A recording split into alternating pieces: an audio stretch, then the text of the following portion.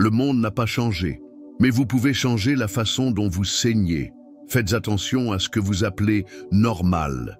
Vivre avec cette irritation constante, comme si vous portiez un grain de sable douloureux à chaque souffle, n'est pas une démonstration de force. C'est le signe d'un profond épuisement. Lorsque le bruit intérieur devient votre bande-son quotidienne, vous en venez à confondre résistance et fatigue et adopter comme habitude l'urgence de ne jamais trouver la paix. Il existe une erreur invisible que beaucoup d'entre nous avouent sans le remarquer. Nous croyons que le self-control consiste à éteindre l'incendie, alors qu'en réalité, il s'agit de ne jamais allumer l'allumette. Derrière ce malentendu, nous nourrissons l'idée que la force réside dans la répression des émotions, en les maintenant retranchées, sans reconnaître que c'est précisément cet accumul silencieux qui ronge notre sécurité et mine notre liberté intérieure. Imaginez-vous comme un vase en terre jeté dans le vent d'une tempête. Les bourrasques menacent de fissurer votre surface, mais ce ne sont pas elles qui déterminent votre fracture, c'est le poids de ce que vous portez en vous. Chaque blessure avalée, chaque mot tue, agit comme de l'eau infiltrée dans les plus profondes craquelures, préparant le terrain à une rupture inévitable. Si vous êtes toujours sur le point d'exploser, il se peut que vous vous soyez déjà perdu et que vous ne l'ayez même pas remarqué. Cet état de tension constante est un déclencheur émotionnel qui envoie un signal. Votre âme implore une nouvelle direction où le silence devienne allié et non prison. Car ce n'est qu'en reconnaissant notre vulnérabilité que nous pouvons, grâce à la sagesse stoïcienne, transformer la douleur en force silencieuse. Si vous êtes arrivé jusqu'ici, peut-être existe-t-il un silence qui vous blesse déjà.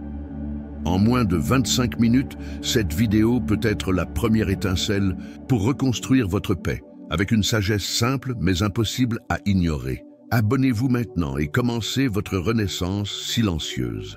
Lorsque chaque mot d'autrui résonne comme un coup de tonnerre dans votre poitrine, vous n'affrontez pas le monde. Vous répondez à une blessure ancienne qui insiste pour s'ouvrir.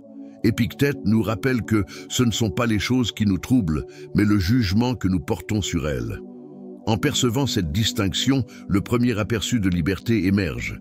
Ce qui semblait être une attaque extérieure est en réalité le reflet de ce que vous portez en vous. Dans les réactions automatiques, il existe des signes subtils que votre centre a vacillé. La voix qui se lève sans avertissement, la chaleur qui envahit la poitrine avant que la raison ne prenne le dessus, l'urgence de justifier chaque émotion comme si le silence était une faute impardonnable. Ce flux invisible d'adrénaline vous emprisonne dans un cycle de défense constant où l'amygdale règne et le cortex préfrontal reste distant, otage de l'instinct de survivre au prochain danger. La neuroscience confirme cette danse. Entre instinct et choix, sous la menace, votre cerveau interprète la critique comme une menace vitale, et le système limbique prend les commandes, étouffant la clarté rationnelle. Mais pour qui pratique la résilience stoïque, il est possible de rétablir l'équilibre. Entre la stimulation et la réponse, existe un intervalle, un souffle discret de silence, où réside la véritable souveraineté émotionnelle. Durant ces 10 secondes, le temps se courbe en votre faveur. Vous observez le tremblement intérieur, sentez le rythme de votre propre cœur et percevez l'opportunité de décider. C'est là que réside la force de ne pas laisser la réaction dicter votre chemin. Mais avant d'explorer comment cultiver cette suspension de conscience, plongeons dans le prochain pilier de ce voyage vers un renouveau silencieux. Lorsque chaque opinion d'autrui résonne comme des chaînes invisibles, ce qui vous retient n'est peut-être pas le monde, mais ce que vous refusez de lâcher. Dans la philosophie stoïcienne, la dichotomie du contrôle nous rappelle qu'il y a ce qui nous appartient, nos pensées, nos choix et nos attitudes, et ce qui ne l'a jamais été, les émotions et circonstances externes. C'est à cette frontière que se forme une cage subtile, faite d'attente et d'attachement, qui transforme chaque souffle de changement en tempête personnelle. Le silence guérit parce qu'il crée un espace entre vous et le tourbillon émotionnel. Dans ce vide, le moi véritable se révèle sans les masques de la réactivité. Imaginez une pièce plongée dans l'obscurité où vos émotions se meuvent comme des ombres hésitantes. En allumant une simple bougie d'attention, vous en distinguez chaque contour et comprenez qu'absolument personne ne peut allumer ou éteindre cette flamme sans votre permission.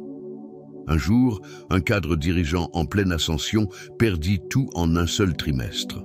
Il chercha des réponses dans les réunions, les stratégies et les conseils de gourous, jusqu'à réaliser que sa plus grande souffrance ne venait pas des pertes matérielles, mais de l'identité qu'il avait bâtie autour d'elle. Dépourvu de titres et de responsabilités, il se retrouva face à un vide criant de sens. C'est dans ce silence contemplatif qu'il découvrit la liberté de ne plus retenir ce qui échappait à son contrôle, se reconstruisant à partir de l'essentiel. Ainsi, lorsque vous sentez que tout ce qui survient vous blesse profondément, demandez-vous « Qu'est-ce que je tiens encore alors que cela n'a jamais été à moi ?»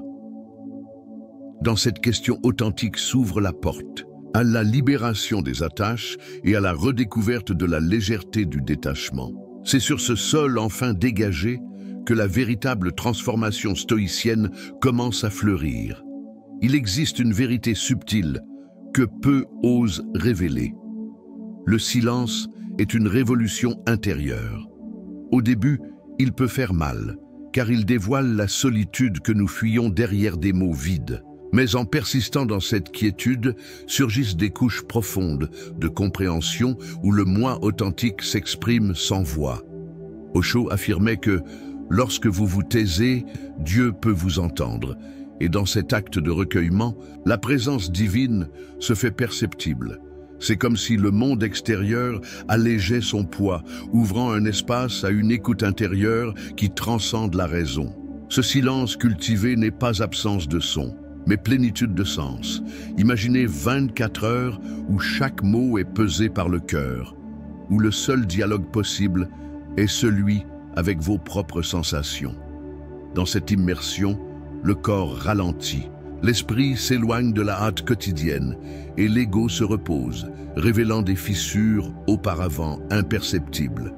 Des insights se dévoilent, trop vastes pour tenir dans un soupir, car chaque instant de quiétude renforce votre force intérieure. Lorsque nous revenons au son des voix extérieures, nous ne sommes plus leurs captifs. Nous parlons avec l'autorité sereine de ceux qui ont écouté leurs propres cicatrices. Ainsi, nous apprenons que garder le silence peut être le geste le plus éloquent de maîtrise de soi et de compassion. Notre première révolution stoïcienne. Dans un champ de bambou, la force ne se mesure pas à la hauteur ou à la rigidité, mais à la souplesse que chaque tige démontre en se balançant au gré du vent. Ainsi en va-t-il de votre douleur. Il ne s'agit pas de résister farouchement à chaque rafale que la vie envoie, mais d'apprendre à se plier sans se briser. Lorsque vous permettez à la douleur de circuler en vous, plutôt que de la figer, dans une résistance aveugle, vous découvrez une résilience silencieuse qui vous garde intact, même au cœur des tempêtes. La théorie de l'autodétermination révèle que plus nous nous efforçons de contrôler l'environnement externe, plus notre autonomie émotionnelle s'épuise. Dans cet élan de commandement, nous perdons l'essence de ce qui nous rend humains, la capacité de choisir, dans le silence intérieur, notre attitude, même lorsque le monde insiste pour imposer une autre histoire. En lâchant le désir de gagner chaque bataille extérieure, vous retrouvez le pouvoir suprême de décider qui vous voulez être face à n'importe quelle situation. Lorsque nous feignons de ne pas nous soucier, nous érigeons un réservoir invisible de colère qui, avec le temps, se transforme en anxiété silencieuse. Chaque sourire retenu, chaque mot non prononcé, agit comme un grain de sable qui s'accumule dans le mécanisme interne, bloquant la légèreté de votre être. Et dans cet entassement, la tension se manifeste dans le corps sous forme de nuit agitée et de muscles tendus, rappelant que le poids de la non-expression peut être plus destructeur que n'importe quel affrontement extérieur.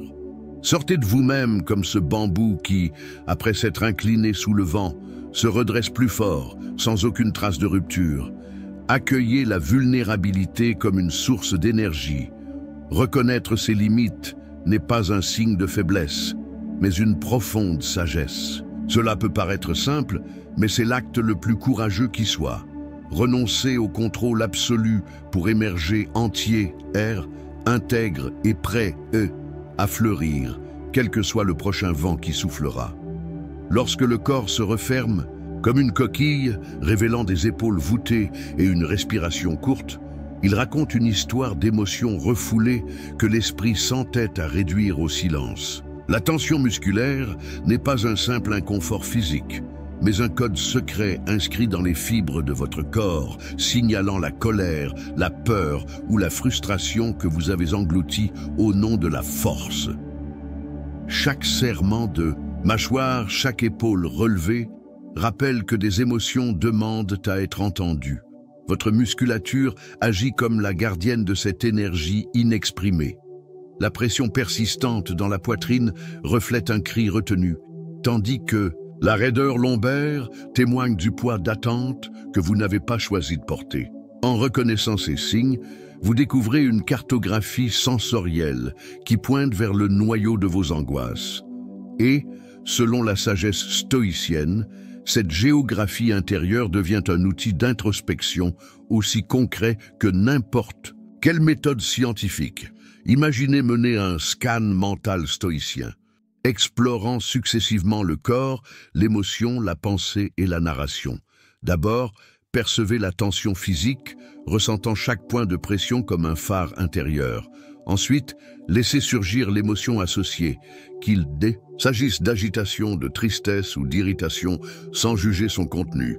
Observez alors la pensée accompagnant cette émotion, identifiant le jugement qui alimente le cycle de stress. Enfin, reformulez la narration. Transformez « cela me détruit » en « cela m'invite à découvrir qui je suis dans le silence ». En inversant la perspective, en comprenant que vous n'êtes peut-être pas irrité par l'autre, mais blessé de ne pas avoir pu poser de limites, vous réalisez que le véritable défi n'est pas de combattre le monde, mais d'accueillir votre propre vulnérabilité. Cette reconnexion sensorielle et réflexive interrompt le cercle automatique de l'attention, permettant à votre corps de respirer enfin librement et à votre esprit de retrouver la légèreté d'une paix intérieure. Ouïs, n'êtes pas obligé d'être fort, vous êtes appelé à être vrai. Beaucoup s'efforcent d'afficher une forteresse imprenable, mais c'est dans ce geste d'indifférence que se cache la blessure la plus profonde. En feignant l'insensibilité, vous érigez des murs de protection qui finissent par isoler votre essence, réprimant la fragilité qui aspire à être entendue. Le véritable courage ne réside pas dans l'invulnérabilité, mais dans la capacité de dévoiler ce qui palpite en vous, avec l'honnêteté sereine de celui ou celle qui accueille sa propre ombre. Carl Jung a nommé l'ombre ce visage, un niais où s'amoncellent émotions interdites et qualités rejetées.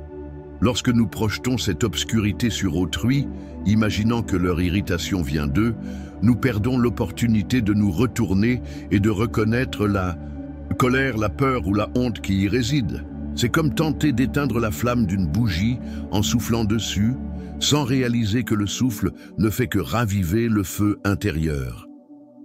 Imaginez-vous écrire, sans aucune censure, tout ce qui a déclenché votre réaction au cours de la journée, en consignant chaque épisode d'irritation, chaque mot que vous auriez voulu crier et chaque soupir retenu, vous construisez un miroir concret de vous-même.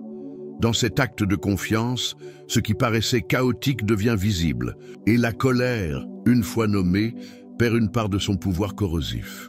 L'encre sur le papier trace le chemin de retour vers le centre où repose votre vérité. Plutôt que d'épuiser votre énergie à lutter contre des réactions naturelles, découvrez la force d'accueillir chaque émotion comme un messager intérieur. Être vrai ne signifie pas céder au chaos, mais reconnaître l'impulsion et choisir, en pleine conscience, la direction qu'elle imprimera à votre prochain pas. C'est dans cette convergence d'honnêteté et d'autocontrôle que s'épanouit la maîtrise stoïcienne, révélant qu'être entier, c'est avant tout être authentique. La sagesse de ne pas absorber ce qui n'a jamais été à vous, il existe une erreur silencieuse qui nous pousse à vouloir annihiler tout signe de conflit extérieur, comme si la paix consistait en l'absence totale de remous autour de nous.